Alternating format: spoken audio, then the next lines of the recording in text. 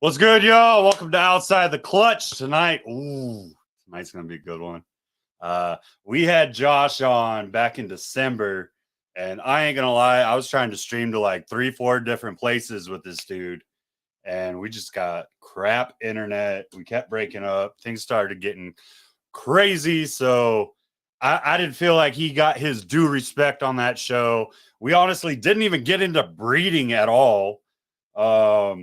So we're jumping into that. Tonight's question is, are you even a reptile breeder? And honestly, like if you're not on Josh's level, I don't know that you can call yourself one, because whatever this dude touches, he breeds, which is freaking crazy. I don't know if you've seen it. I don't know if you're watching his socials, all that stuff, but like this dude gets his hands on a species and he has it bred within that same year, which is craziness. It's what happens when you got the knowledge, when you got the passion, and when you got the right people in your corner to help you out. So we're going to get to talk about all the different species that he's breeding tonight. We're going to talk about some social media. We're just going to have a good time. It's always a good time with freaking Josh. Like, this dude's a hoot. Excuse my old school country slang. He's a hoot. That's for means he's funny. I hope y'all get that. All right, we're gonna jump in here. We're gonna say hi to those hanging out tonight with us. Life with Aubrey. Anybody here from TikTok? Oh man, the TikTok crowd's in tonight. Better watch out. Watch out. Paris said yes, she's from TikTok.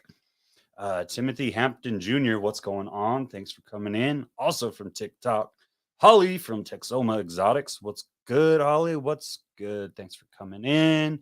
Let's see. Arvin, this is my dude. Can't wait to see him again at the Arlington show. Marcus Hester. Let's see, who else? The man of the night. Ooh, that sounded kind of weird. I don't know. He's going to get me for that one. I'm going to get roasted for that. Denise, where is he from? He's a Cali boy, born and bred, I believe. We can get into that. Daddy Zaxy? I don't know how to say that, but thank you for joining us tonight. Oh, Lord, I'm jumping all over. Derek Hoskins. What's good? Another from TikTok. Dude, TikTok's crazy, man. It brings so many people together. I freaking love it. I love it. Dina Anderson, also from TikTok. Bree. What's good? I'm gonna keep messing up these names. So I'm just gonna say first names. Hope you all good with that. Renee Anonymous. Anonymous. Vega Metamorphs. Sup, Josh? All right, we're gonna get to this. All right, so I want to give some love to all y'all. Thanks for supporting Josh. Thanks for supporting this show. I want to say thanks to our sponsors. We have some amazing sponsors. If you're into reptiles, if you're looking to get into reptiles, you need the right equipment, y'all. You can't take care of animals without the right equipment, and if you want to get the right equipment, there's only one place to go. Here at Outside the Clutch, we're honored to be sponsored by VivTech. Are you ready for innovation? Tired of the same boring product that's been used for 30 years? Ready to give your reptiles and amphibians the UV they really deserve? Then look no farther than VivTech. Their 3-watt LED bulbs provide the UV rays your animals have been missing. With 3 bulbs to fit your pet's climate needs, plus a dimmable feature, it's the only bulbs we use for UV. And it's the only bulb with a 2-year warranty in the industry. Plus now you can monitor all your pet's husbandry from your phone 24/7 with their sensors, and even ship your customers' animals in their custom bags. So what are you waiting for? Go to VivTechProducts.com today, use code FCLUTCH0322 for 15% off, and provide your animals the best care they've ever had. Got the equipment, now you get the substrate. Are you ready for the best coconut substrate in the game? Then you gotta get Reptichip. First off, it's America's chip because it's veteran owned. Secondly, why wouldn't you want the best cocoa chip for your animals? Go to Reptichip.com, use code FEELYCHIPPIN for 10% off up to 3 breeder blocks, or your entire order of Easy Hatch trays or any Redline Science equipment on the site. Limit 1 coupon per customer. or reach out to me as a representative in the El Paso area, and don't forget to join the Reptilution, where all profits go to helping those in need within the reptile community. Finally, you see it right there, right there. Show Me Snake Shows. We are watching this show take over the US. They are opening shows all over the US. You need to check out these shows. You get your hots, you get your lizards, you get your geckos, ball pythons, all types of different snakes, all types of different animals. It's fun, interactive. They have education shows going on during the sales. It's a freaking amazing show. Check them out. Here coming up next week, I'm going to let you know if you're in the Texas area, Odessa, Texas, we're going to be there. We're going to be vending. It's going to be a great show. Freaking, I can't wait. Odessa blows up bigger and bigger every time. They're also going to be in St. Paul, Minnesota. So if you up in the cold north, I'm sure they're still kind of cold right now. Pretty sure like 70 degrees. 70 degrees is cold. Like down here, we in the hundreds. We only keep it 100 all summer. Go check out a Show Me Snake show. Make sure you let them know you heard it on Outside the Clutch. Now, without further ado, I'm going to let this guy keep flexing his pecs and like feeling on himself and do this weird stuff that he does. Hey, y'all, Mr. Josh Alvarez, South Bay Reptiles. Flexing on my pecs. Really flexing on my pecs. That's what I'm sore. I'm hurting inside, okay? Sitting I'm like, in the back, just like, oh, man. No, dude, they hurt, bro. I started working out, bro. It hurts. It's hard to freaking do all this work in the reptile industry, bro. It's hard work.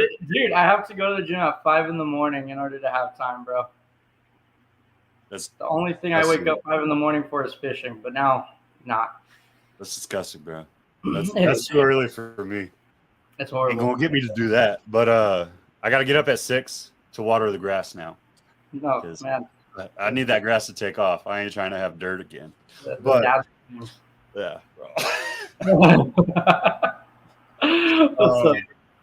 So let's jump into it, bro. How many species over the years do you think you've gotten your hands on?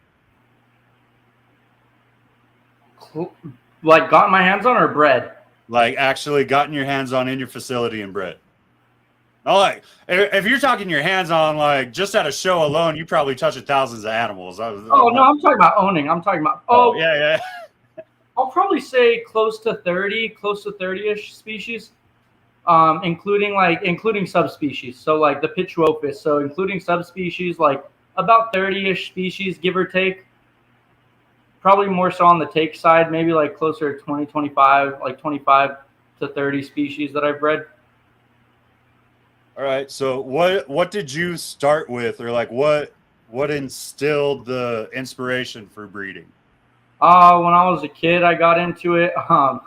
There's a shop nearby my house, and my dad at the time would bring home reptiles, did not know how to take care of them. I was fascinated by them. My mom used to always have me watch like Zaboomafoo, Steve Irwin, and like I was just addicted to Discovery Channel and History Channel, so that's all I'd really watch.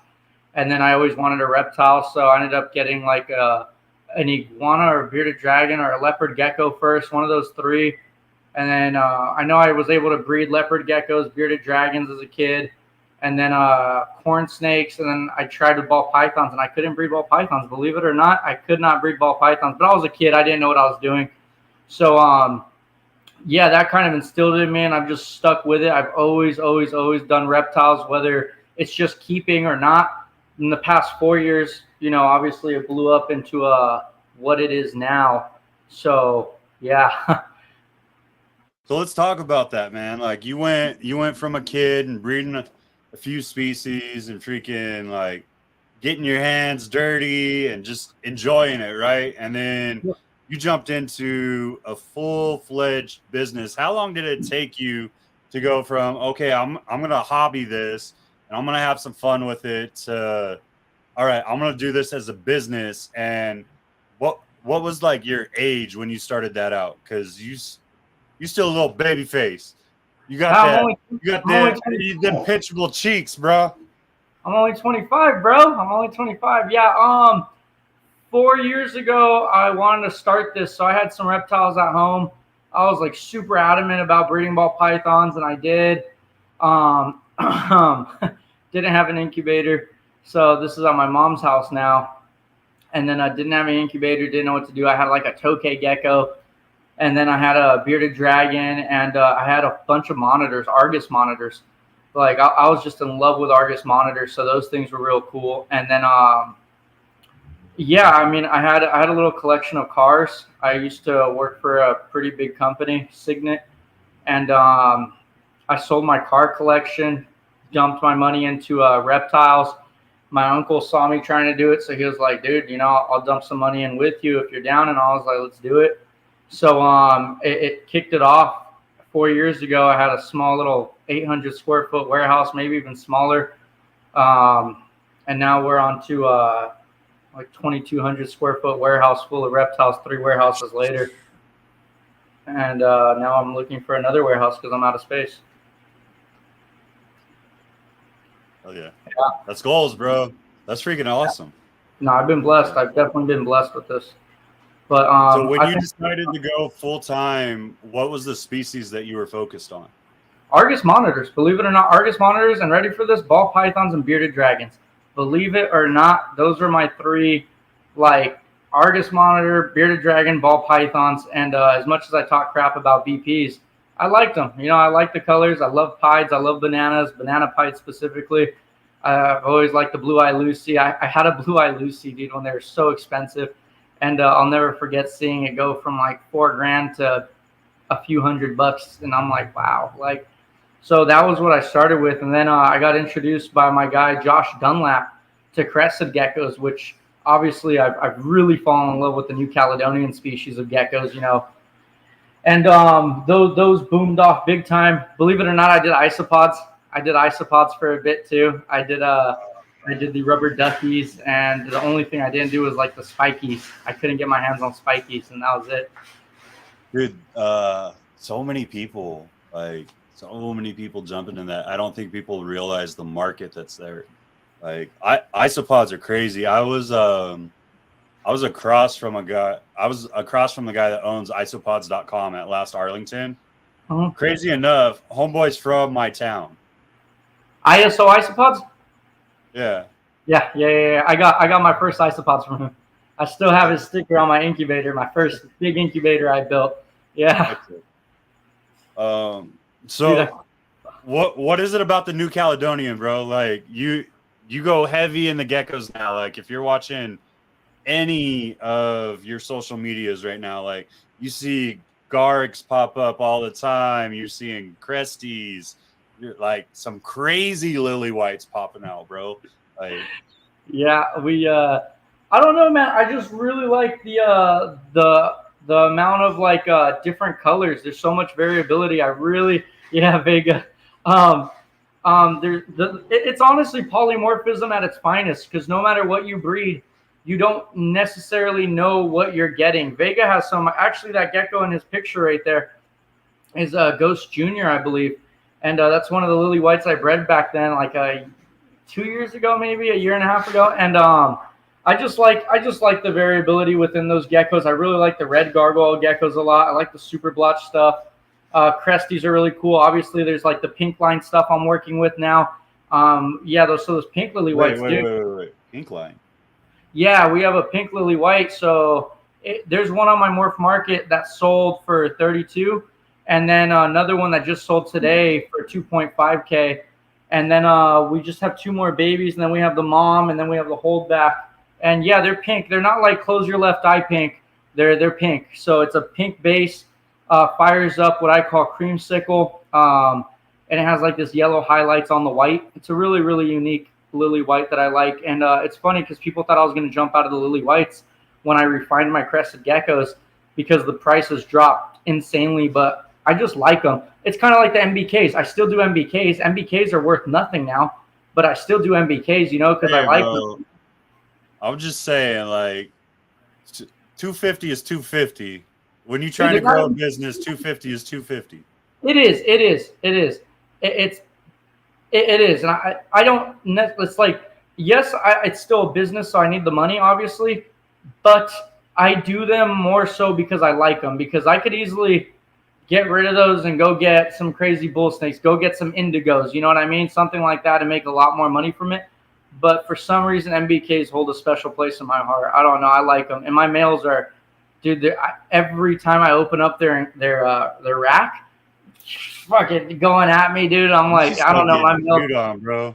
Yeah, my males are funny, dude. So I don't know, something about them. I like it. Obviously, you know, I like the snakes that are not so subtle. How do you say subtle? Yeah, I like my snakes to be a little bit have a little attitude on them. You know, call me toxic, but hey. Yeah, you like your snakes like you like your women with a little toxicity, you know. No, oh man. Oh man. Oh yeah. So you took it from Beardies. What were you doing in Beardies? I was doing the reds, so anything that was really red. I was doing Dunners, and for a little bit, I believed in the whole German Giant line. I was doing the German Giant, and then I had one with a stripe on it, but mainly the red stuff. I was just trying to get really, really red bearded dragons, and we got some pretty red ones. Obviously, there's way more red ones now, but my friend owns a pet store over here close to me, and on the side he actually breeds bearded dragons, and he has insanely red ones. So he was always able to hook me up, and you know, I took his line and whatever other line I had and crossed them, and dude, I got really red ones back then. And it was pretty cool. It was cool stuff. Okay. So when you decided to take it into a business, you had your focus on like 4 or 5 species. What made you decide that those weren't going to be enough? You had to expand out and like essentially dip your hands into like every cookie jar you could reach into. You're like that kid that what's it called? Oh, freak is it called? I'm gonna get myself in trouble. Never mind. You're just reaching in that cookie jar. I'm gonna put it that way. Dude, I should have been ADHD reptiles instead of South Bay reptiles. It's not that I needed more or wanted. No, I did want more. It's not that I needed more. It's that I couldn't focus on one species, bro. I just couldn't. Like, I tried. I really did try to stick to those 4 species, bro. But then I got my hands on Luna, my Burmese python, and I was like, I want another one. And then I was like, wait, what? I always like retics, and like, you know, I know people don't like this, but oh well. Like, I grew up with Jay, like being a really big influence in my life, you know. And Jay back then, when his shop was like the size of a coffee shop, dude, he used to take me back in the back and let me play with all the baby retics and stuff. So I loved retics. I got into retics really heavy. And, you know, I really wanted all 3 of the world's biggest species, obviously the Burmese python, the retics, and the anaconda. And I recently pulled the trigger on an anaconda from Megan Kelly and one from Kevin over at Nerd. And I don't recommend them, but I like them. I like them because they're an anaconda, but I tell everyone I don't recommend them as a pet at all. But I don't know, man. I just couldn't focus on one species, bro. I just can't. Like, I like to have a lot of species. It's like, if that day I'm bored of holding one, I can go to another. If I want to take another one with me to the show, I can take another one. You know, that's the other thing. When I started doing shows, I loved that you could stop at my booth and see 20 different species and go, oh, I'm looking for a bull snake. Which booth has it? Oh, I have bull snakes right here. But if you don't like them over there, oh yeah, I might get a boa. Cool, I have boas right here. Oh, I'm looking for a Brazilian rambo. Okay, cool. I'm looking for a Reitz at Superdorf though. Boom, right? Like I just liked the fact that I could say like I have it, you know. And then like there's also so many interesting species and so much. I really like testing my limits with like, can you breed it? You know what I mean? Like, I can't get rid of a species. Like right now, dude, I'm getting offered $4,000 for these Europlatus fimbriatus, you know, and I can't let go of them, bro, because I haven't bred them. Like it's $4,000. I mean, damn. Like I could go buy a wild caught pair, sure, but getting another captive bred pair, one, that's gonna be hard. 2, something in me is like, unless you breed it, you cannot sell it, and like it's hard. It will itch me for a long time if I can't breed something at least before I sell it. And honestly, they're really cool freaking geckos, so why not, you know? Okay. Shout out to Mason for letting me steal those from him. Oh, that's where you got those barns? Yeah. Okay, bro. He was like, give me this much. I was like, and the beaded lizard, I was done. I was like, take it, mine. Hit up Dale. I was like, Dale, I need another enclosure. He's like, Tamara Design. And he's like, okay, which one? I was like, another one of these. And dude, yeah. So it's just, I don't know, bro. It's one of those things. Like ADHD, bro. Like I said, I should have been ADHD Reptiles. Do you have like a specific region that you really like to work out of? Because when you're working that many species, like a lot of people like to designate rooms, right? And those of us that have watched, we know you're in a warehouse and you have stuff separated, but it obviously makes it a lot harder for you to breed in a warehouse because you have kind of like that cross between each setup. So are you setting up by what their husbandry needs are? Or is there like a specific region that you look at so that it's a little bit easier for you to work across the board?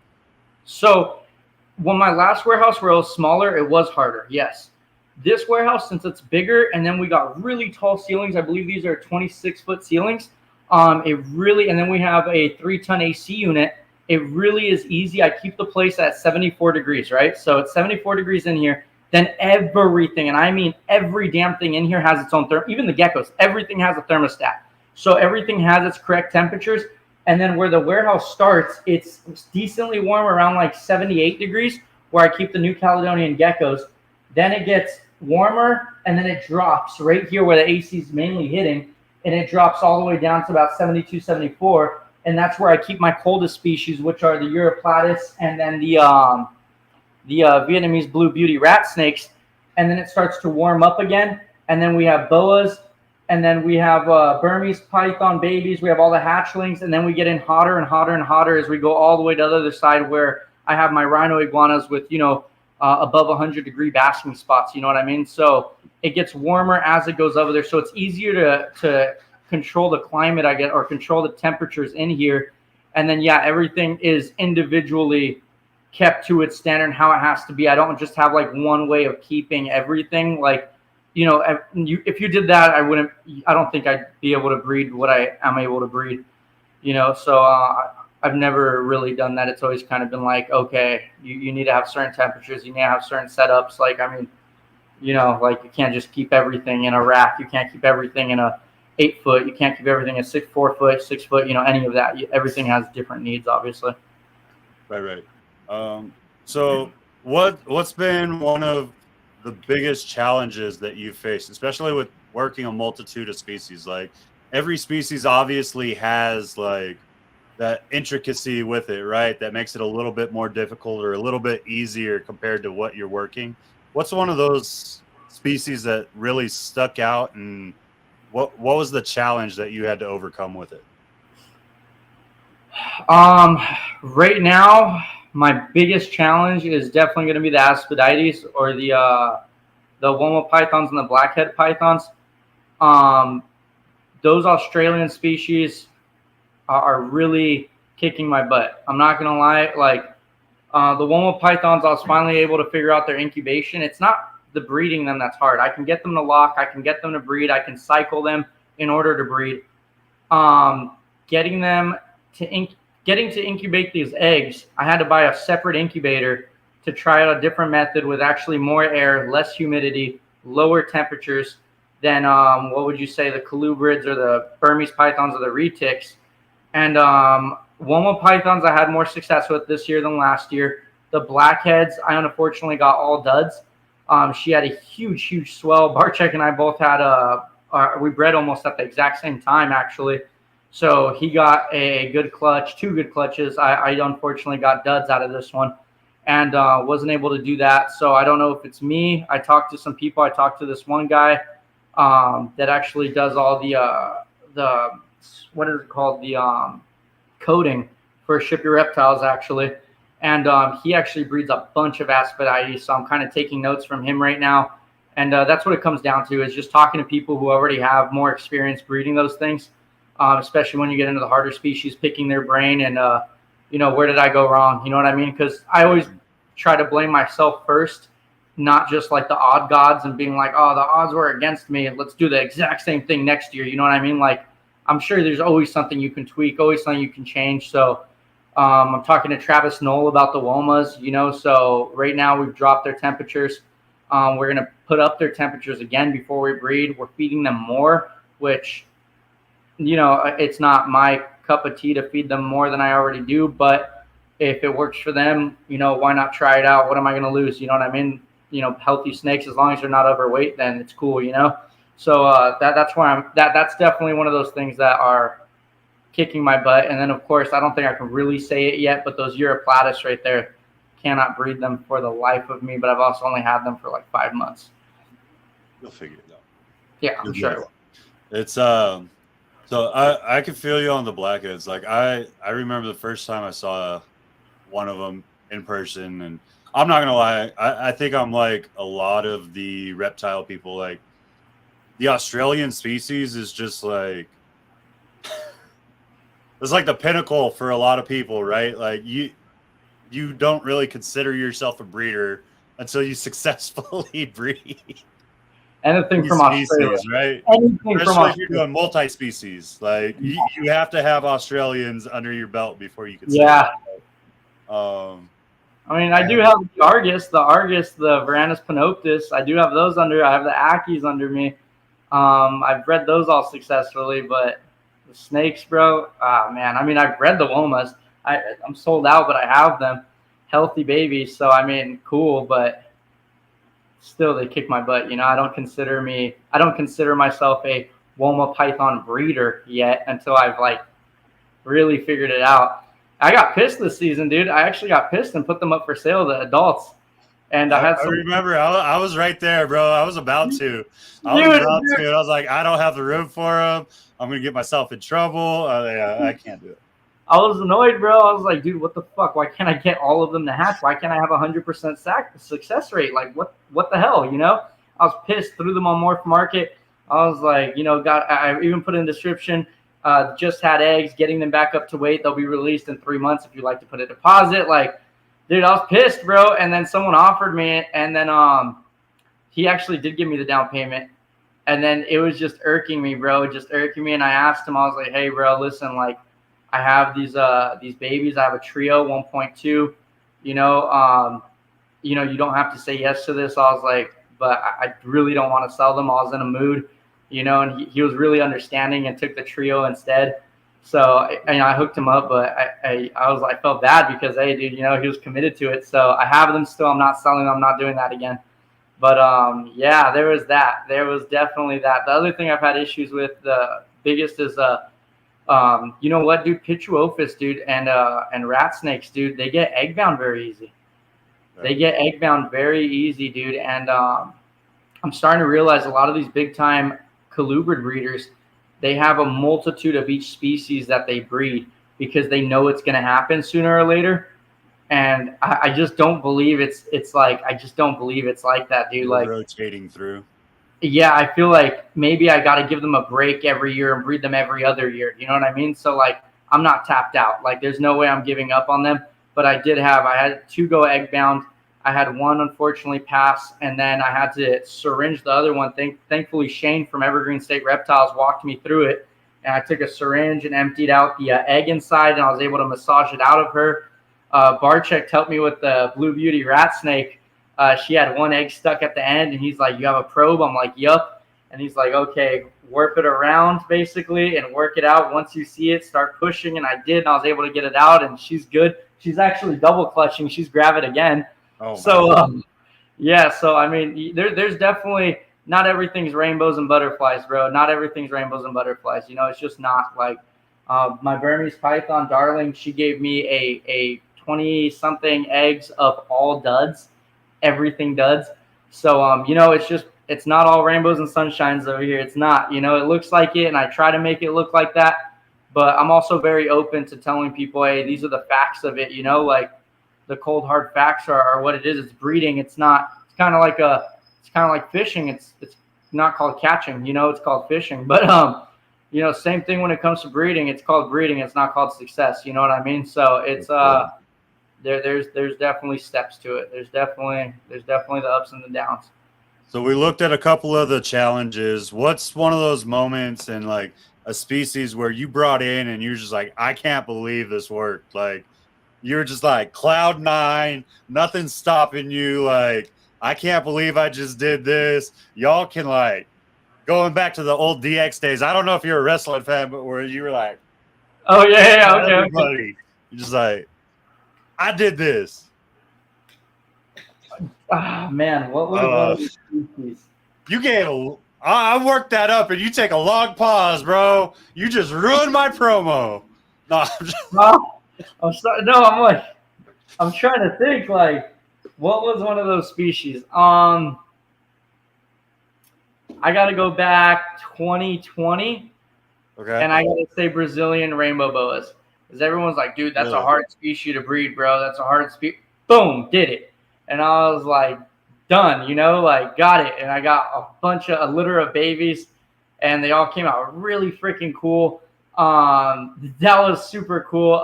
Another one was, what was another one? Another one I gotta say is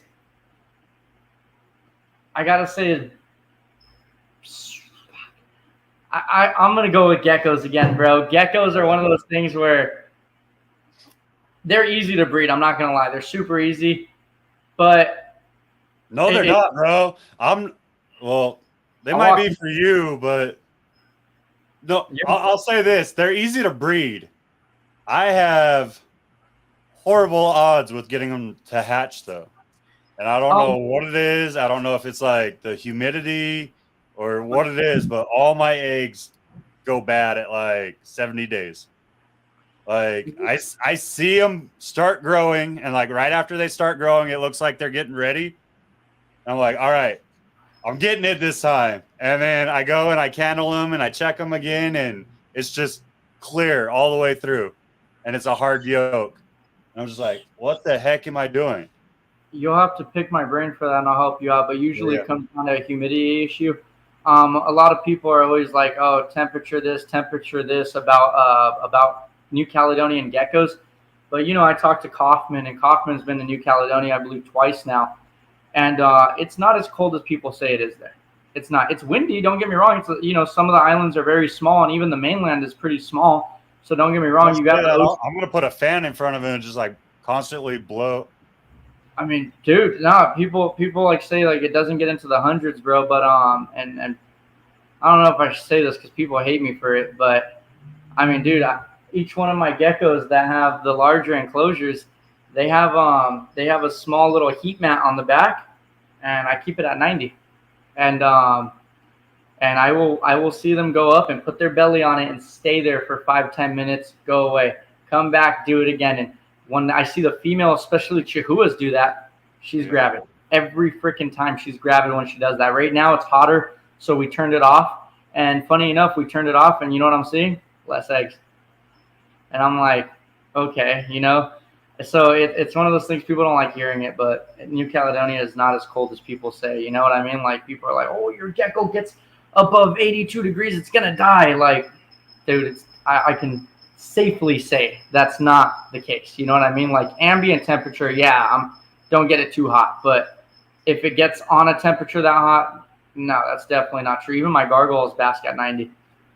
So it's like, yeah, and I mean, gargoyles, dude, I'm getting eggs every 30, 35 days, you know what I mean, from like really red ones. And I mean, dude, I have a pair that cost me an arm and a leg, and I wouldn't risk them if it wasn't for how sure I am of what I do when it comes to breeding them, you know what I mean? So geckos are one of the ones that I don't care how easy or not easy it is. I'm always very like, boom, did it. Like, every time it's never been a non-exciting moment to hatch out an egg. Today, I guess you'll be the only place that really knows this. Teal Constrictors and myself just hatched out 2 Chihuahuas today, and they came out with a stripe on their back, just a single stripe. So both geckos came out like that. Parents don't look like that. We patched out geckos from them last year and a bunch from this year, and they're the only 2 that came out with a stripe on their back. They're definitely holdbacks. But we'll see where that takes us. We will see where that takes us. I've never seen a pure pine island. These are from Philippe Devajoli. We'll see where that takes us. I don't know. Maybe we hit something, you know. I'm hoping we did, but only time can tell. Only about the next 3 generations will tell. I got a long project in front of me. Oh, for sure. But what made you go Chihuahua instead of Lychee? I was doing Lychees.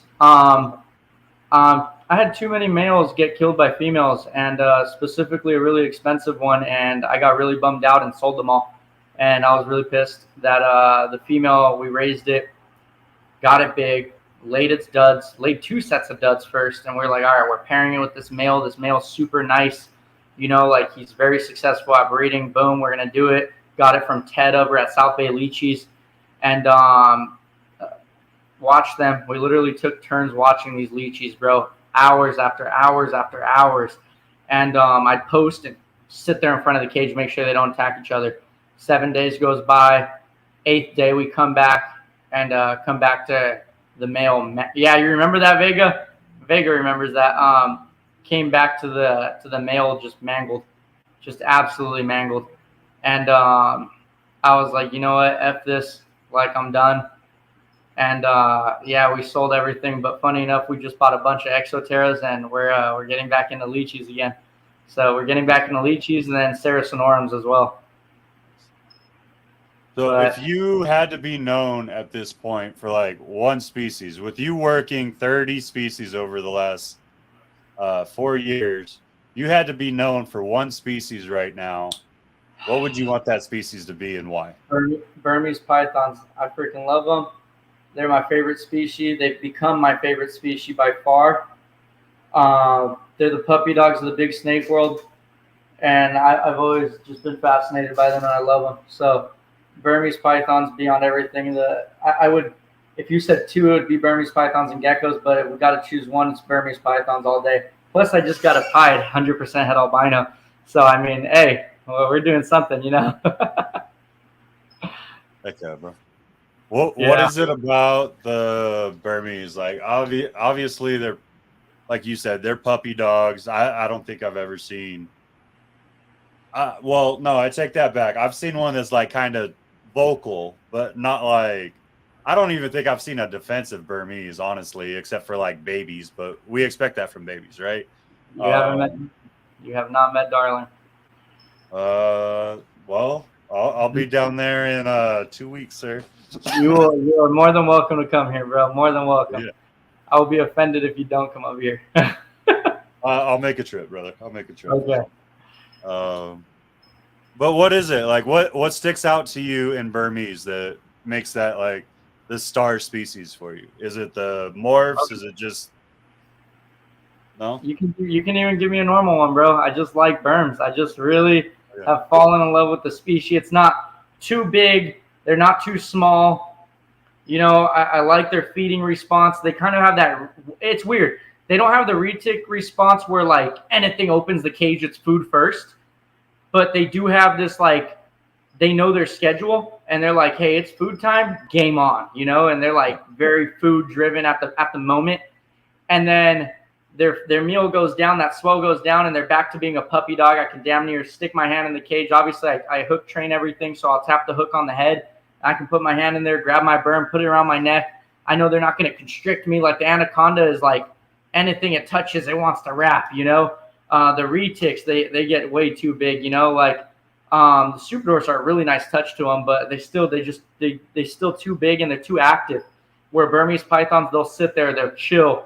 They find a comfortable spot after being so active and they'll stop moving. They're just like, all right, I'm done. I'm chill, you know, and like they'll just sit there on my neck. I could be sitting here with Luna right now, dude, and they'll just sit there. Yeah, Burms are just, I don't know, man. I just love them. They're just the perfect in between of the big, there you go, exactly. Like they're just unique within themselves. And then of course, the genetics are really cool. And you know, obviously I don't have anything normal, but you know, they're really cool genetics. Not a lot of people breed them anymore. I think they're an underappreciated species. They're very underrated. And I think they're going to make their way back up again. I think between Travis, myself, and a few other breeders, Burmhouse, and a few other breeders that I think Burms are going to make their way back up again. Honestly, I really do. But even if they don't, if I had to get rid of everything here and take one species home, it would be the Burms. Okay. And honestly, I can only take one Burm home, it wouldn't even be the Pied. It would be Luna. It would be my albino green. You know, like I raised her, so she has that special. She's like my puppy, bro. That's awesome, brother. And that's the passion. That's what a lot of us sometimes forget once we make it a business. We get really focused. And that's one of the hard things with being a business too, is like you have your passions and you breed for your passions and your happiness, but there's something special about being able to provide someone that same love for the same species that you love, right? What's some of the things that you've learned over the years that you would like to kind of let those that are just looking for a pet or even getting stepped into the breeding game? Like, you've worked with a bunch of species, and so like you have a wide range of knowledge that we could really pick from right now. And I really wish the people that were in the comments right now would be like throwing up stuff like, well, what about this species? What about this species? Because I know we know. Like, I know you got the Vietnamese, you got all kinds of rat snakes, you got bull snakes, you got the MBKs, anacondas, retics, Burms, a ridiculous amount of geckos. Like, there's so much information that can be pulled. So if you got a question, you know what he's got, make sure you throw it in. But like just one-on-one, like a basic understanding, what's some information when you're looking to give a pet or like someone that's reaching out to you, hey, I want to breed, what's your advice to them? So pet and breeding are two different stories. If you're asking me for a pet, I'm going to ask you, and people hate this, but I'm going to be like, what can you afford to feed? What's your budget for that animal? How are you looking to keep it? You know, what's your intentions? Do you want it to sit there and be just a pet you can stare at? Are you going to hold it? Do you have kids that you're going to kind of like raise with this animal? You know, are you just like you're like me and you want a huge freaking snake and that's what you want? You have your mind set on it. Then I'm going to tell you, hey, are you prepared for this? Do you understand it? Have you talked to a few breeders? Everyone, oh, I did my research on Google. I'm like, dude, fuck Google. I hate Google. I can't stand Google. Like, dude, they're going to tell you an African rock python or an African python and a rock python and a Burmese python are all the same thing. You know, literally, they're going to tell you a Bivitatus progshire is the same thing. You know, I don't even think you can find a progshire on Google. So, like, they're going to tell you all this crap, and I hate that. I always tell people, how many breeders have you talked to? How many people have you talked to about these animals? You know, I always try to make myself the last breeder you talk to, believe it or not, just because I do so many species. I still go to other breeders, so I'll tell you, like, hey, talk to this breeder I've talked to, talk to this one, pick their brain, you know, and then pick mine, and I'll tell you what knowledge I have. But there's definitely people who have focused on one species, so they have way more knowledge on that species than I do, and even I go to them. So for a pet, it's going to come down to what do you want out of it, what's your intentions out of that pet, and what can you afford. When it comes to breeding, it's a difficult question. I do get asked a lot. People see the money in it, and I get it. There is money in it. There definitely is. It's a business, whether anyone likes to hear it. I know there's this whole wave of, oh, if you do it for the money, you're a piece of shit. Like, dude, absolutely I do it for the money, but my passion's never going to leave, you know? Like, I still love them to death. If I had to get rid of all this, like I said, yada, yada, you know, I would still have reptiles in my life. You know what I mean? You have to have a passion for it. So I'm like, what's your favorite species? What is your goal with that species when it comes to breeding? If you're looking to make money out of it, I'm going to tell you, you know, go the ball python route, you know, go the Superdorf route, and I try not to tell people the retic route because I really don't think we need mainlands out there anymore. Go with the gecko route, you know, and it kind of drops from there. And then, you know, I try to tell people a lot, like when it comes to the breeding, it's just, what do you like? What are you going to fall in love with? And what are you going to continuously like? What species have you already had? Which one do you still have? How much patience do you have? Because if you're going to do a boa, you better have more patience than anything, because dude, you can have the perfect season and get all duds. Everything comes out stillborn. You can get a beautiful swell and she reabsorbs. And she's just like, nope, ain't breeding for you this year. Next year, nope, not breeding for you. Next year, nope, not breeding for you. Dude, so do you want immediate gratification? Go with your geckos. You want a semi, go with your ball pythons. How much money are you looking to make? Okay, there's that as well. What are you willing to invest? You know what I mean? And then I always tell people, like, if you're going to go in for the money and just buy stuff to breed crap, get out of my hobby. And I'll say it gladly. I'll tell people, like, Can you say that again, please? Yeah, I'll tell people, if you're going to do it to breed crap, get the hell out of my hobby. Like, I can't stand people who just breed to breed. It's like, if you don't have a goal in mind, or you don't have like this thing where you think you're going to breed a brown crested gecko, a wild type, or a wild type retic, and just breed hundreds of them and make money. First off, fuck you. Second off, you're not going to sell half of them. You're going to get stuck with them, and you're going to Samson Pruitt yourself. And you're going to end up with so many reptiles that you can't end up keeping, and they're going to die on you, and you're not going to be able to take care of them. You're going to end up with a bunch of adults you are not prepared to take care of. Because like for every baby I have, you see this rack right here? That's all filled with baby colubrids. Yep. If I sell every single one of those, I have a rack ready for them. And I'm about to buy another rack, actually, to upgrade my adult bull snakes. I kind of want to just put them into a bigger rack, and I'm going to have that rack free. Oh, why don't you sell me your visions? Why are they empty? Bro, I don't even know how many PVCs just open, just sitting there open. Haven't used them, not once. There's never been an animal in them. I just have them just in case. You know what I mean? And that's what it is. What's a good snake for my 3-year-old son?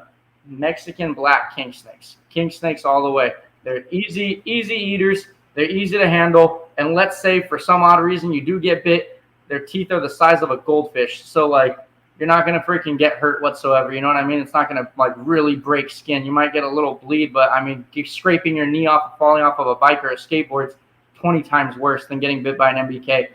They're great eaters. They're very, very, very good at they're very forgiving animals. If you do too hot or too cold, they're very forgiving. Obviously, you don't want to go too hot, but they are very forgiving animals. And then they're easygoing. They're just really easygoing. You shouldn't have a problem feeding an MBK. An MBK is going to be happy to eat. The one problem you could have is overfeeding, but that's it, really. Yeah, that's there you go. You know what I mean? And that's that right there, honestly. So I just don't like people who breed crap. So that's it. Again, I don't have a single normal animal in here, actually. Like, I legit don't. I was going to say I do, but I don't. Ain't nothing wrong with that. All right, Bold Coast. What does it say? What's your best selling species? Yeah, so the market has slowed down a little bit. Obviously, there's a recession, I guess, kind of a pre-recession, we'll call it. It slowed down a little bit, but my best-selling species till this day still has to be geckos. Geckos are very lucrative. They are. Obviously, I've been focused on extreme harlequin tricolors now and the pink lily white line. And then I'm messing with some new lily whites that I'm trying to do. We imported some geckos from Korea, so we have different bloodline. So geckos are going to be the most lucrative animal I have till this day. It's funny enough, not to say I haven't been impacted by the lack of money in the reptile community, but it's not bad. It's really not that bad. I see some people it gets bad, but if you've been part of the reptile community long enough, you see the ups and downs. It does that. That's the reptile community for you. Everyone starts buying, no one buys. No one buys. People buy. I'm sorry. I'm gonna 100% say everyone that says that is just it's a crock of shit. I've watched 3 ball pythons that are $15K and up go up on Morph Market for less than a day within the last week. Yeah. The money's there. Yeah, it The is. names are there. The projects are there, regardless of species. It's all these little babyface breeders, all these little. Well, no, when I mean babyface, Hold like on, hold on. I mean the I'll show COVID you. breeders, bro. I mean the COVID breeders, the people that just came in. They weren't around the industry. They didn't see 2017. They didn't see 2018. They saw 2019 when everything shut down. Everyone stayed home and everyone started receiving checks in 2020. All right. It happens. I understand. Like times are real good. You didn't even have to market yourself. You could just say, like, hey, look what I made. And it was sold before it was out of your hand and back in the freaking rack or the enclosure or whatever you put it in. The issue is people got to work for their money now and they're afraid to do it. Yeah, people are lazy.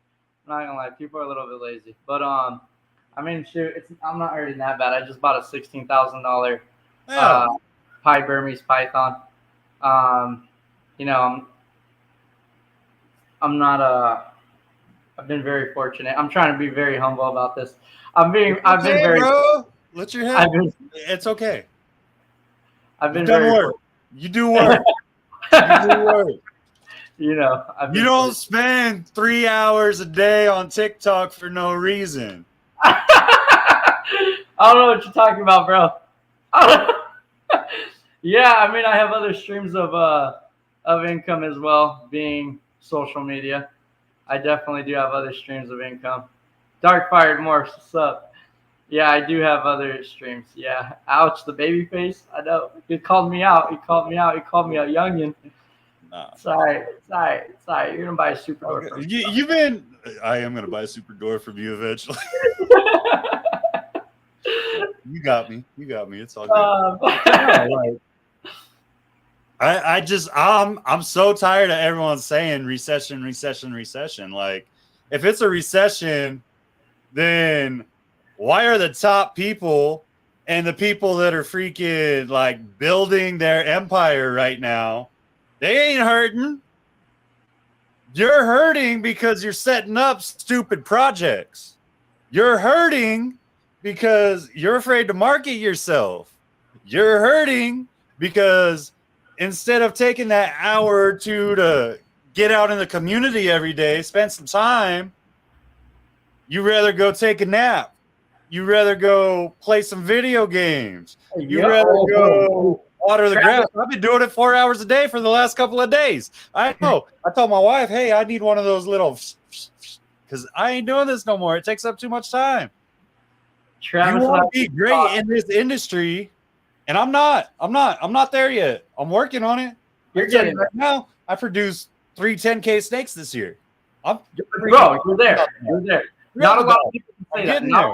Not a lot of people can say that though. Not a lot of people can say that, dude. Okay, it comes down to people think, okay, I'm doing what I love now. I don't need my regular job, and then they get lazy. They forget you got to treat it like a regular job. You got to schedule yourself out. You got to spend okay, hey, today I'm spending 5 hours and I'm going to set up my light box and I'm taking pictures and I'm going to go on Morph Market. It takes the investment. It takes the, everyone, ready for this? This is what I hate. I don't know why everyone doesn't have the $840 unlimited plan on Morph Market. Bro, if you're breeding, tell me you're not making more than $840. Like, fuck you, bro. I'm going to go sell, this is where I'm going to get a little cocky. I'm going to sell half a gecko. Half of a gecko is going to pay for the whole year. Why would I not? White. Why would I not have go buy a steak dinner off of it?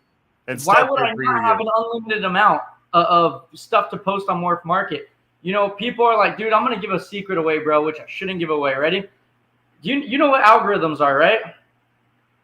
When you first post on Morph Market, does it show you the newest immediately without putting in the steps to like, oh, show me the newest, show me the oldest, A through Z? What does it show you? The newest post or the oldest post?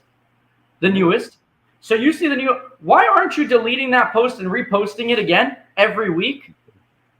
Why are you not sitting there deleting it and reposting it? Delete, repost, like. So you don't want yourself at the top. You want to get pushed back. Why are you not spending that much money on Morph Market? Why are you not putting time aside to take pictures? Why are your pictures crap? Why are your pictures? Like, bro, like I do it with my iPhone, bro. I stay updated with the newest iPhone. I sit there with a light box. I sit there with a ring light. I put it there. I have different little rocks, different little pieces of cork, you know, and I boom, take a picture, bro. I make pictures look good with a snake tub. I'll take a little deli cup. I'll put the white paper underneath. I order the white papers, put it underneath, angle it right, get the color right. Boom, take a picture. You know, like that's all it takes. Oh, damn, that snake's a month older. Let me redo the pictures. Let me reweigh it again. Especially geckos. What am I going to do? Leave one picture of a gecko on for a year? That gecko looks way different a month from now. That gecko looks a different 2 months from now. You know what I mean? People don't update your ads. Why are you updating ads? Like, you act like you want to sell these animals, bro. Like, yeah. So it's like, you know, do that. Like, it's okay. Let me, you know, people who don't post up their facility or their warehouse or their collection. You know what I mean? Like, you don't want to show people what you got. You don't want to show people what you're working for. People are like, oh, I don't do social media. Bro, social media is your best asset. Like, hype people up, you know, like get people into like, hey guys, I have this breeding. Bro, I'm hyping up that pied Burmese python. And guess what? I'm not going to have eggs for another, let's call it a year. I'm not going to have babies selling for another 15 months. I'm not going to have babies sold for another minimum of 16 to 17 months. Why are you not hyping that up 17 months in advance? You know what I mean? Why are you not hyping things up? Why are you like posting it when it hatches? Why aren't you getting people to post it? Why aren't you talking to someone who has more followers than you that's been breeding? Why don't you talk to someone who has not only followers on social media, people who actually follow them, like Philippe Devajoli, bro? He doesn't do social media, but you can tell anyone who's serious in the gecko community and they know who he is. Why aren't you taking a picture with him? Why aren't you walking around with him at the show, getting people to be like, oh, damn, Josh knows him. Oh, damn, Josh knows him. You can ask any of these breeders at the show, guarantee, guess what? Oh, yeah, Josh breeds this. Josh breeds, oh, dude, how's that snake doing, Josh? Why aren't you buying something from a top breeder? You know what? People, oh, I'm not going to support the top breeder. Fuck that. Bro, he's the top breeder for a reason. Go buy something from him and tag him. Every time you post it, tag him. He posts you. Guess what? Now people on his page are going, oh, shit. Oh, damn, he has his line of geckos. Oh, he has his line of boas. Oh, he has his line of super dwarfs, you know? Like, oh, damn, wait, I wanted some of those. You know what I mean? Like, it's you brand yourself. People don't brand themselves. They're like, I don't do social media. Don't do social media, bro. I do. Guess what? I'm going to sell 10 of those animals before you sell one. You know what I mean? Like, if we're competing with the same animal, I'm not going to compete with you genetics. We have the same genetics. I'm going to compete with you who can market better, because I guarantee I'm going to market better. You know what I mean? And that's it. I don't know if you saw my morph market. I'm almost done erasing everything on there. Guess what I'm doing? Every time my subscription runs out. Yesterday. Huh? I pulled it up yesterday because I was talking to someone about Wilma pythons. I pulled it up, and the only thing that was on there was a boa, and I was like, what the hell, Josh? I'm going through erasing everything right now, and I'm going to restart again. The only reason I can't reset everything is I'm about to ship out next week, and then the next week, and the next week after that. So I'm waiting so I can ship those things out so people can leave me a review, and it presses sold on there and everything. And then, boom, you know, I'm going to have everything erased and restart. The other thing, bro, people, how can I trust this person? Morph market, what's that? You know what I mean? Why aren't you asking your people, hey, after they get their animal, hey, did it make it there safe? You know, cool. How's the gecko doing? How's the snake doing? How's the lizard doing? Whatever, you know? Oh, cool. Hey, bro, I really appreciate your time with me, you know, yada, yada. I appreciate you trusting me for purchasing this animal. If you have a few minutes, could you leave me a review? You know how far that review goes? You know how many people are going to go look at the reviews and go, oh, shit, he has nothing but good reviews. Then when I have people talking shit about me, because, bro, you grow in the community, especially being young like myself. You don't think I've gained haters? I've gained some big names in the industry that don't like. I specifically got told, and I can't tell you who said this. I specifically, quote unquote, I'll quote him. He said, right? He or she said, sorry, that he's too young and he hasn't put enough time into the community to deserve where he's at. Fuck you. Guess what, dude? You might have more time in the industry than I've been alive, but I'm still going to outsell you. Why? Because they're going to go look at my morph market. They're going to look at yours with 0 reviews, 1 review max, and they're going to look at mine with hundreds of reviews of nothing but good stuff. Who are they going to trust? You or him? You know? You know? So it's like, market yourself. Figure it out. You know, and that's what it comes down to. You know, like, that's all it comes down to. Why isn't your name on Google? You know what I mean? Why aren't you on? That's it, man. TikTok's not a reptile community. Turn it into one. It's whatever community you want it to be. It's not a reptile community. You average, I'm going to say this. I pop on every day. Well, almost every day. Almost every day. I see you. I see a minimum of 1.8 is the lowest I've ever seen on one of your lives. 1.8K. Of people watching? On average, I see anywhere between, I want to say 7 to 15K, which is a crazy variable, but that's ridiculous. Like that, the number of people that you influence on the daily, don't get this wrong. This isn't like once a month. Oh, he had a fluke live. This is almost on the daily, 7,000 people that sit there and talk and interact and are constantly going for hours. So I'm going to make it about that right now. We hit the 1 hour mark. How do you keep your people engaged so well, Josh? Be exciting. Why not be excited? So look at just today, just on my views today with people on my live today, entering and exiting, we had 99,000 people view the live. We had 49,000 people view my account, 39 likes, comments 79. I mean, dude, it's here, I'll show you another thing. Just today, just this last live that I did. You better cover that money. Just the last live that I did, bam. That's ridiculous, bro. You know what I mean? 180.8K. So there's no reptile community on TikTok across the world. Turn them into a reptile community. You think I started without reptile? You started by watching someone else with reptiles. Why don't you influence them to come in? You know what Barcheck and Jay have done that people don't give them credit for? Is they've brought people into the reptile community. And those people turn into a pet keeper. Those pet keepers turn into, I want a crazy pet. I want a show-off pet. I like how this looks. Those people sometimes turn into breeders. Now those breeders are going to go to you. So what do? You influence people. You get them to stop being scared of. Do you know how many comments I get of like, damn, like, you know, oh, I'm not scared of snakes anymore. Like, damn, you know, you've really helped me overcome my fear of snakes. You know what I mean? Like, I thought all snakes were poisonous. I thought all snakes were venomous, you know, and like educate them. You can be educational while being fun. You know what I mean? Like, yeah, you get what you put into it, but like, you also have to like, dude, like, you think I sat down in front of a camera one day and I was this hype? I was this like, what's up, guys? Like, all, dude, I sat in front of a camera. Like me, bro. This monotone.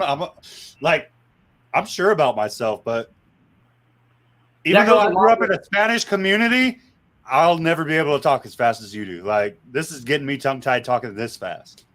Dude, I used to sit there in front of the camera and like get awkward and be like, what the hell am I doing staring at this camera? You know what I mean? Like, I would get so awkward, and like, you get used to it. You build yourself into it. You didn't learn how to swim by like not trying. You know what I mean? So you just keep going and keep going and keep going. Exactly. Thank you, Ava. So you just keep going until you're used to it and you get better and better. Then I started talking to Barcheck, thank God, you know? I'm like, bro, how do you do it? How do you do it? How do you do it? How do you do it? Let me pick your brain. You know, I've been trying not to bug him now, let him, you know, stay with his family and do what he has to do. And I got to keep up with the guy a lot more. But no, I pick his fucking brain, bro. You don't think like there's things to learn from Jay? Like, you can take the goods and the bads from anyone. You know what I mean? Like, everyone has their goods and bads. You know, like, everyone. You're not going to tell me you're perfect. You know what I mean? 100%. 1,000%, you know? But look at Jay, bro. You know why he has so many followers? Whoa, guys, whoa, you know?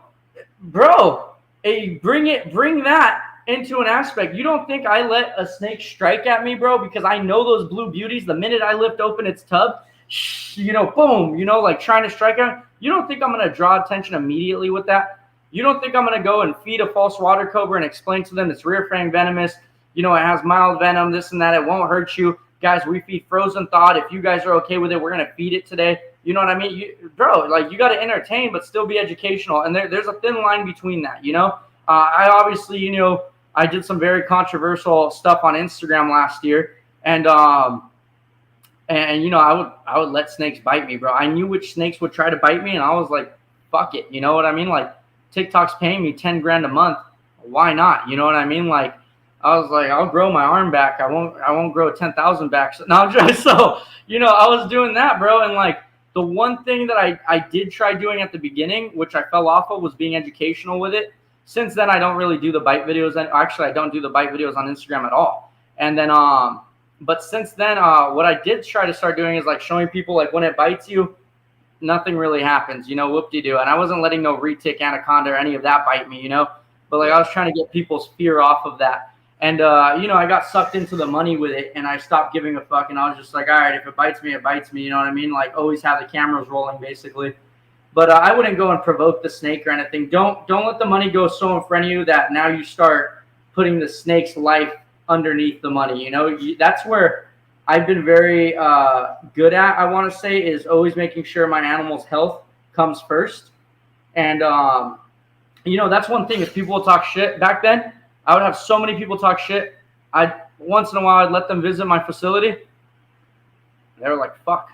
Like, he takes care of his animals. Damn. Wait, he has this. Ah, shit, he has this. Everything's on a thermostat. Damn, everything's like clean paper towel. Everything's clean Aspen. Oh, everything has fresh water. It's like, they couldn't really find something that actually talks shit. And that's what it comes down to, dude, is like, take care of as long as you can put the animals first, then like do what you do, but make sure you keep that balance. You know what I mean? And that's really it, dude. That's how I see it. But, yeah. Yeah. For those looking to become not necessarily the next personality, right? Like I very much so believe that it takes a certain drive that we don't all necessarily have. Like anyone can do it, but not everyone will do it because it takes a different drive. But for those that are willing to put in the work, those that have that drive, what advice would you give to people so that they can look at becoming, hey, when Josh is getting to that point where, because let's face it, we all get that burnout eventually, right? Like, I get the burnout a lot. Making content's not the easiest thing in the world to do, and to do it constantly at your level, people get burnt out. What advice would you give for that up and coming person that wants to be that next content creator or wants to dive into the realm and see what it's really about? Go watch the people who are already getting a lot of views. Go watch the people who are making a lot. Go watch the people who have a lot of followers. There's a reason they have them. Next, if I put $10,000 in front of you and told you to act hyped up and be super hyped up and dress like a clown and whatever, and not necessarily, I'm being extremist with that. You trying to go back to our last podcast, bro? Absolutely not. No.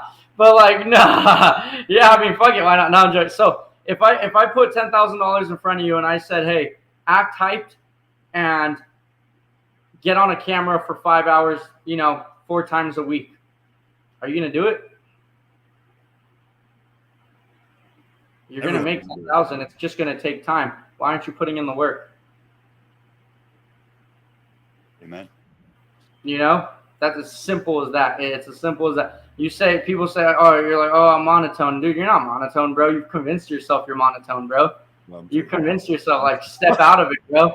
Like, step out of the realm of, like, your norm. You know what the best saying is, bro? When you're comfortable, you stop. Stop being comfortable. Push yourself out of that comfort zone. When you're comfortable, you plateau. You stop. Stop being comfortable. Keep pushing yourself. You don't go work out and walk on a treadmill 1 mile per hour because it's easy. If you want to, oh goddamn. Now, just so if you you said a dirty word, bro. You said a dirty word. What's this workout thing? I'm around for a reason, bro. You push yourself there. I like my tacos. No, I'm just. I love eating too, bro. I love eating too, but that's what it's all about, bro. Get yourself out of your comfort zone. That's it. Get yourself out of your. Don't be comfortable. Like people are too comfortable and let me be me on social media, bro. They don't want you. They want that hyped up version of you. They want what you're doing. They don't. What's up, More Valley? What's up, bro? That's it, bro. It's always about getting out of your comfort zone. When you're comfortable with that, What's the next step? How do you get uncomfortable again? How do you get uncomfortable again? You always got to stay uncomfortable. Once you're comfortable, you might as well flip in your grave. You know, that's how I see it. What's the craziest thing that you've ever done? Because you've had the opportunity to work with some pretty famous people. Like you hung out with Uncle Snoop, you hung out with Howie Mandel. Like you've kind of made it up to that upper echelon with what you've done on social media and the people that you've met that are higher up in the LA area because of it. Can you tell us like one of those moments that was like that hype moment for you where you're like, all right, I got this, I understand this, and what's it like to reach that level and be able to like rub shoulders with people that have done this as a career their whole lives?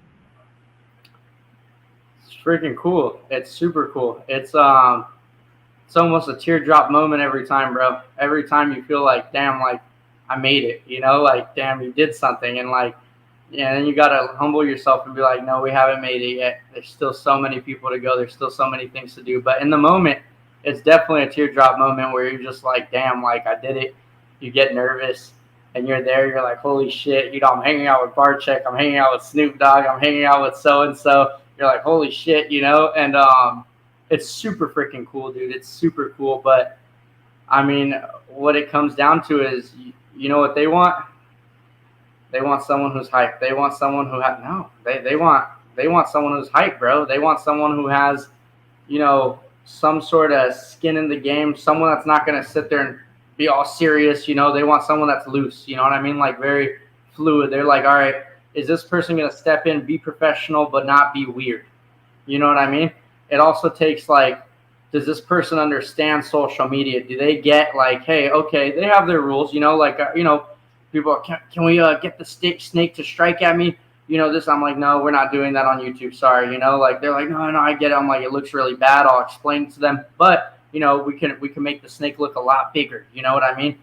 You guys want a big snake? Cool. I'll bring out a big snake. Can I put it around my shoulders? No, I can't have you do that, unfortunately. You know what I mean? Like, okay, like I got to be right next to you if it's going to. I'm going to keep the head right here. Oh, I want the shot of myself. I'm like, you know, can't do it with that snake. There, you have to have your boundaries, but like it's still – it's surreal, bro. It's surreal when you get to do those things. It really is pretty cool. But there's also that learning experience. You'll see me get quiet certain times. Like it's the only time you'll see me get quiet is when I'm learning, when I'm like trying to absorb people's information, bro. Like people that genuinely know more than me, I'll sit there and just like, okay, what are they doing that I'm not doing? How do I implement that to what I'm doing? You know, and I'll sit there, dude, and just absorb. You know what I mean? But putting yourself out there, hitting those people up, connecting yourself. I mean, you got to think, dude, the only reason I was able to meet Howie Mandel was Barcheck. The only reason I was able to meet Snoop Dogg was Barcheck. You know, some of these other people that I got to meet are from some of my other buddies in the reptile industry that happen to be connected. Photographers. There's this lady, Sarah Urbanik, and she's a photographer. She wanted a snake, you know, cool. She bought a snake for me. Found out she was a photographer. I was like, holy shit, you know, so-and-so, you know, boom, lined me up with them. You know what I mean? Like, it's all connections, bro. It's about who you know, not what you know, and then you got to put yourself out there. Don't be afraid to send that email. Don't be afraid to send that DM, that text. Keep it professional. You know, don't be weird, but don't be too serious either. And that's it, really, dude. It doesn't take that much, to be honest. It doesn't take that much. It just takes some effort. That's it. Just a little bit of effort. Okay. What are some of your goals? Because, like, to continue pushing yourself, you have to kind of have a focused set of goals, right? So, as we're at that halfway point of 2023, what are some goals that you would like to see accomplished before the end of the year? I kind of do want a new warehouse. Right now, it's going to be a while because, again, you know, I've only been South Bay Reptiles for 4 years. I really want my name pushed more with people realizing, like, okay, he has, you know, certain genetics that are important. I just want to keep myself relevant and make myself even more relevant. Definitely working on my YouTube. That's why I'm traveling all these places. I'll see you in Arlington. I don't know if you noticed, I've been at every NARBC. I'm going to Schaumburg. Just pushing that amount of how many people know me, making sure I'm introduced to certain people I don't know. Always just talking to new people. You never know who you're going to run into. You never know what they know or who they know. And then as far as reptiles, trying not to buy any more reptiles this year. Really trying not to. I think another goal is going to be to hire someone to help me with social media and cleaning and maintaining the reptiles over here, just because it is getting to a point where it's very hard for me to keep up social media and the care for the animals, and the care for the animals comes first. I can open any of these enclosures and they're clean, so besides the anaconda right now because she pissed in her water, but if you have an anaconda, you expect it. That's it really, dude. I mean, there's the same goal of just growing in every which way growing. And that's it, dude. That's it. And then banking, trying to stack the pockets. Any pro and con in Kenya Samboas? I really don't have, you know what? That's one animal I've never kept.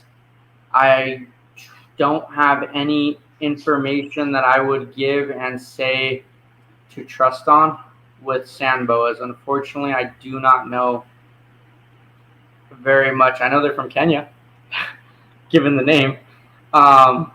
That's it. I don't know too much about sand boas. Unfortunately, I would say go on YouTube, look up people who breed it, hit them up on Instagram or Facebook, and pick their brain. Like, they're so derpy, dude. Like, really? I laugh every time I see them. Like, well, it's like their eyes are. It's almost like a flounder, right? Like both their eyes are like, or even your anaconda, right? Like the eyes are a little bit closer than you would expect on a snake. Yeah. It's a weird thing, and then they're always in the sand. They're always. If you want to see an animal, don't get a Kenyan sand boa because you're only going to see it when you feed it. There you go, sir. Yeah, he has more knowledge on the Kenyan sand boa than me, but I won't speak on something I don't know about, and I do not know about Kenyan sand boas. Well, the only thing I know about it is that because we had a few in the pet store that I worked at, but like that's all I could really tell you. Like, you want to breed stuff like that, I ain't the person to talk to, but that's a boa, so good luck. If you had to start over, what are you going to do different to get where you are now? Not talk so much shit. Not joking. No, seriously. I would definitely. I would kind of. Oh man, that's a hard one because like with social media, I would have started earlier and got myself out of that comfort zone earlier, knowing what I know now. As a breeder, I would have been more like selective about who I purchased from and done my research on people, not only the animals. I think it's very important to do your research on the breeder as well as the animals. And there's a lot of animals that I purchased that were handed down from person to person to person, and I didn't understand the effects of that. And it sucks because you won't have lineage, you have no information about them, you risk so much. You risk so much. I ran into a situation. I think freaking God, it was sooner or later rather than sooner, and I figured out about quarantining and all that. So thankfully, that was a case. Whenever I buy new animals, they are quarantined. That's another reason I have empty enclosures all the time. And you got to do your research on who you buy from, because not everyone's what they make themselves to be. Not everyone's this reputation they fed everyone. Some people have fed people a really good reputation, and they know which names to be cool with. But when you look to the nitty gritty and you talk to other breeders, you'll find out a lot of dirt on these people and stuff that they just lie about nonstop. So there's definitely the research on the breeder, not only the animal. So that would be a big difference. I would definitely be doing my research in the breeders, not only the animals. And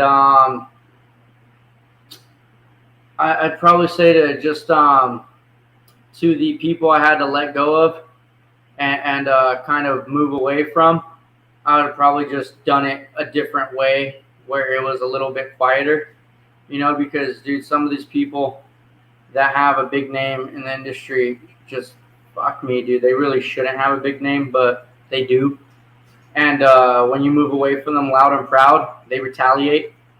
And that's what I deal with quite a bit, because I was and I'm trying not to be, new leaf I'm trying to turn, very hard one for me to turn, is not being loud and proud about certain people, and certain people I've let go of.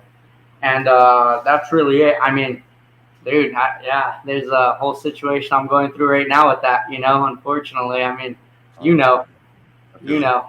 yeah. So I'm going to bring up a situation that came up here, and obviously I'm just going to take the L on this. If you were in a live last night with Best Dressed Balls, it's a ball python chat that happened on IG last night. I brought it up, but so someone that's very prominent sold one of my buddies that I was really good friends with, a snake, and they ended up with their life situations having to get out. So I bought that collection because I trusted everything in there. I was like, all right, things are good. Well, he trusted that prominent breeder, right? So he didn't double check anything either. So I come to find out this animal's missexed. This animal is misidentified, like badly, like to the tune of over a G difference in how much it's worth now. And I find this out by spending a year raising it and breeding it, because the genetics hadn't been sent out for tests yet, or like set up for testing yet, right? Until right before, and I had already had the gravid female, so I was like, well, I'm gonna find out either way, so I'm not gonna do that. I went from like almost an $1,800 animal to less than probably a $600 animal. Like, if I'm lucky, I'm gonna get 6 as a proven breeder. I am having the hardest time, not calling out stuff, but like, if you were in that situation, what would you do? You feel it's fair? Because if you're a prominent breeder and you can't A, sex your animals right, or B, identify basic genetics right, and so this supposedly came from a super for the genetic that I was really shooting for, and it was within the same complex, but not the genetic, obviously. What would I do? That's a hard one, because I'm trying to figure that out myself, dude. I've been on the verge of calling someone out that I have not called out. And even without calling them out, I've already got myself in a world of trouble with it. So what the reptile community says, people who sell sick animals, people who sell misidentified animals, call them out. You know what I mean? Like, oh, we got to get rid of those people and wean those people out, right? That's what everyone says to do. But you do it to the wrong person, and there is major retaliation, because, again, it's about who you know.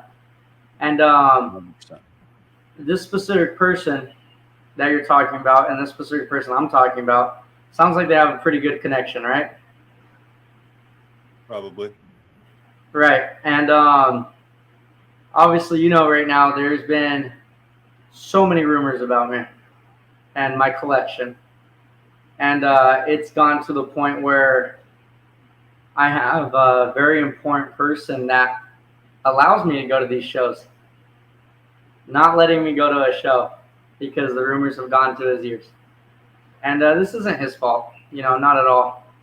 It's what I feel like I've learned from it, unfortunately, is to take the L, take the loss, and shut up and move on. And now I know I can't trust that person.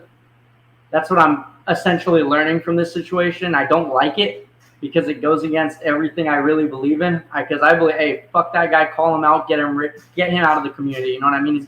He's done it once.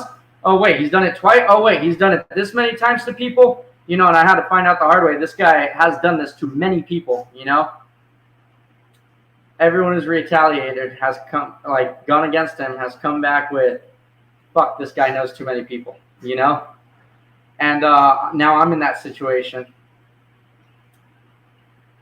And unfortunately, yeah, that's what it is. So what I've learned from you, I'm taking that L, but I really don't want to.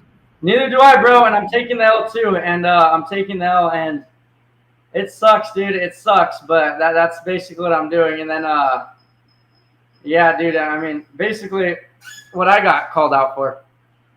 Someone sold me a sick snake, right? Well, he sold my buddy a sick snake that I bought. Right, I had him trade something for it because I was like, dude, homeboy wants this. You have it. It's closer to you. Trade it for me. I'll go pick it up from you. Boom, I did, right? So I test all my animals whenever I get them in quarantine. Whenever I buy new animals, I test them through RAL. You know RAL, Chad? Research Associates Laboratory. They're in Texas. So all my animals get tested for diseases, right? Test it. It's sick. I go back to the breeder, the guy who originally traded it. And it just goes downhill from there. Just goes downhill from there, yada, yada, yada. Well, it wasn't in my hands. It went to this person's hands first, so it's no longer my fault. And, like, don't get me wrong, he's not wrong. But I also know these people's hands that it went through very, very well. And they don't have anything that could transfer those type of diseases.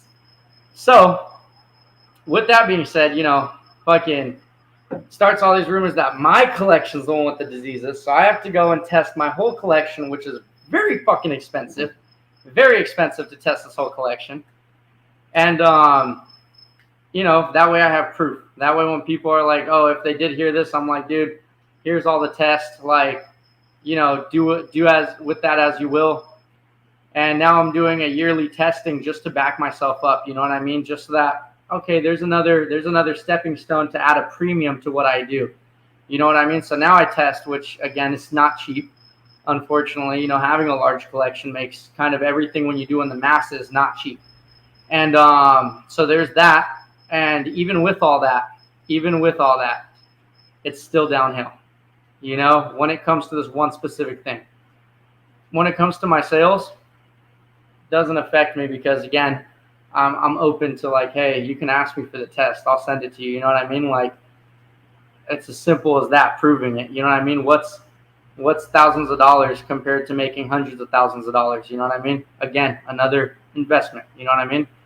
And so what have I learned from that is, unfortunately, to take the fucking L, swallow it, and shut the fuck up. As much as I don't fucking believe in it, and I probably grind my fucking teeth away at that, but that's what I'm learning from that, bro, is take the fucking L.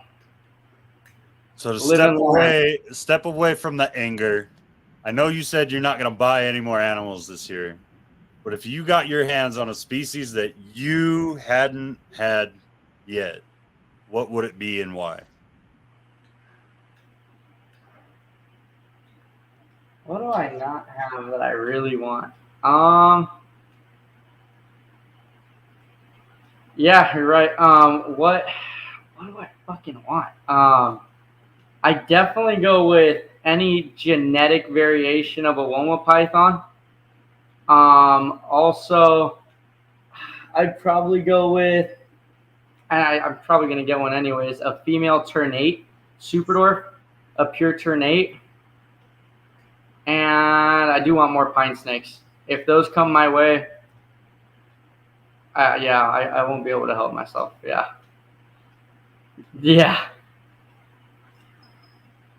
I'm just waiting on you to produce those blackheads. Next year, bro. Next year, bro. Next year. Yeah. All right, bro. You have all kinds of stories, all kinds of experience. We still didn't really dive in. Like there's so much that we could really go into detail on. Yeah. But where's the best place for people to really find that stuff out? Because you spend a lot of time working it, whether it's YouTube, whether it's TikTok. Where do you think if your people are looking for the educational content, right? Or they're watching this afterwards and they're looking for that educational content, where do they need to go as far as your social medias to really get it from you in all the different species? I'm really glad you asked that. So I'm going to break it down. If you're new to reptiles and you want to know about them and you have no experience with reptiles and you want to just know more about them, see what's the curtain, what's behind the curtain when it comes to reptiles, you no knowledge on it or very minimal knowledge, TikTok, my lives. If you want the educational, what does it take to breed the babies, when he's going to have them, I'm really interested in them. I know a little bit about reptiles, or I know a lot about reptiles. I want to get into it. I really need some more educational points and all of this. YouTube. You're a breeder already, or you're waiting specifically for me to breed something, or you want something, or you want to see the people I tag because you're looking for other breeders. Instagram to keep updated with what I'm breeding. And that's how I work it. Oh, yeah. And where can we find all those links? Besides down below after I get this posted, because I forgot to put them in the description. You can type in you can type in s.b.reptiles, SB Reptiles, South Bay Reptiles. It'll all pop up on any of them. Oh, yeah. Josh, brother, we're going to sit down and we're going to have like an actual in-depth breeding talk one of these days. I'm down. I hope you guys took a little knowledge from Josh tonight. I hope you guys enjoyed this. I assume you did. 30 of you been here since the start. Love all the support you guys gave. Josh is an amazing dude. I really enjoy every moment I get with him, whether it's on the phone, doing one of these, or just trying to cause problems in his TikTok chat. I freaking love it. I hope y'all enjoyed tonight. Make sure, if you haven't already, you go hit that thumbs up. You share this out to other people. Let's blast it. Let's make some people enjoy the South Bay again. And make sure you go visit Josh on all of his platforms and follow him. And y'all have a good night. We're gonna get out of here. We got on a last note, I'm gonna do this. Why not? Wait. This is me swallowing my pride. Rami, if you're watching this, bro, shout out to the Super Show, first off. Second off, I'm sorry you got dragged into all that mess, bro. But I hope we can make amends again, dog. So, hey, you treated me good. I've been going to your show since I was a little freaking kid, bro. I've been going to that show since I was super little. And it tears me apart not to be at that show, bro. So hopefully we can find our amends. If not now, then later. But the goal is to get back in your show, bro. So until then, shout out to the Super Show regardless. And then obviously ship your reptiles, Cold-Blooded Cafe, and everyone else, bro. John, you're the best, bro. Thank you for having me on, bro. You're always the best for that. I do appreciate it, bro. Love you. Love you too, bro. Y'all have a great one. We'll see you on the next episode. All right, guys.